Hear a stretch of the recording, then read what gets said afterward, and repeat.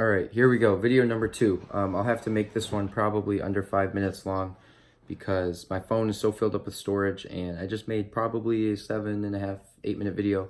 It was going well because I like to do these all the way through. I don't like to make jump cuts. I don't want to spend time editing on a channel that I'm not super driven to go get subscribers and likes, and it's for the purpose of me and a few other things. But the value I get from documenting and keeping a record of everything I've done in a business context trumps the value of shooting for the stars with likes and subscribers.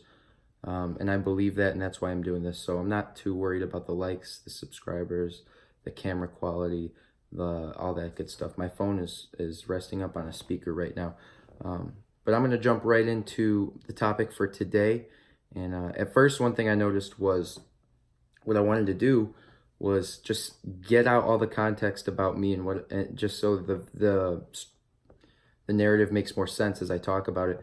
But that's impossible, as I've done several takes now, and it's also an overload of information. So what I decided was compiling dozens and dozens of videos, and maybe one day hundreds, will allow for the context to round itself out, and all the stories will start to make sense. Again, not that the viewer is too much in mind. I mean, a little bit. I mean, it could pick up traction. I don't know. But I'm going to get right into it. So, it is Saturday night. It's about 10:20. And long week at work. Again, I work in car sales. That was where that first video was shot. Most videos are either going to be there when it's slow and I'm walking around and I have something on my mind, or here, this is my house. This is my room in my dad's house. And my mom lives about 7 minutes away. Might have some videos there too. Not that that even matters. But what I'm doing tomorrow is I'm going to a swap meet to set up a booth and sell with my friend. And what's cool about that is swap meets are very, if you don't know what a swap meet is a gigantic flea market. They're often in low economic areas. And the one I've been going to since I was like 9 years old became like some sort of emotional connection with me and my brothers, and going there, and it was a thing, and we did it all the time. We went on a weekly basis. My dad even sold there for a little bit. I even sold there for a little bit. He got me into it. But long story short, we're going back there tomorrow, and what's cool about the swap meet is it's so anti-business 2019. They have low internet presence, low social media presence, just an enormous brand throughout the metropolitan Chicago area of what they are, where they are, and what they do. It's a gigantic flea market, and they have several thousand people stroll through there every single weekend for the past 2 decades straight. And like I said, that's with low advertising. They've just built a brand there. So what's cool about that is we, the hustlers, we, the opportunists of America, can take advantage and go set up a booth for $30. So what me and my friend are doing is we are going to sell the service of jailbroken iPhones. And if you don't know what that is, maybe I'll get into that later or in a separate video. It's not super important, but what it is it unlocks a lot of different things for the user. Different customization, a lot of free movies, skipping the ads, things like that. Just unlocks the ability of what your iPhone can do, but Apple will not let you because they want to make money. So we're gonna mess around with the price point. Maybe start at $30 each. See how people respond to that. See how quickly we can get them done. Estimates are about 12 to 15 minutes per phone, and we got 2 of us, so we'll see how that goes.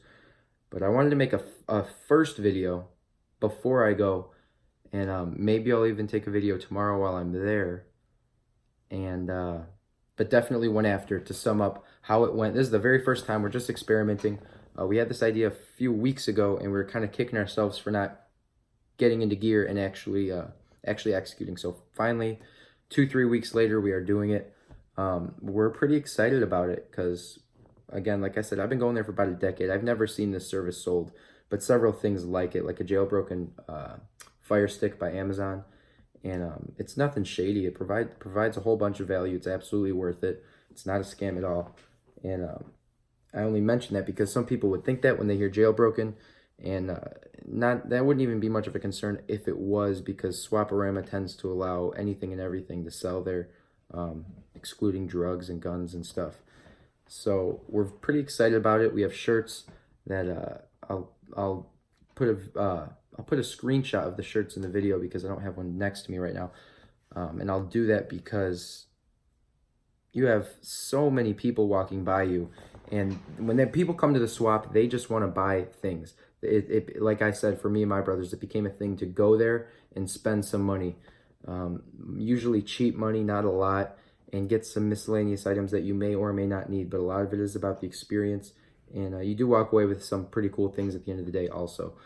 So people want to come by, they want to be sold at the swap. This is a hobby to them.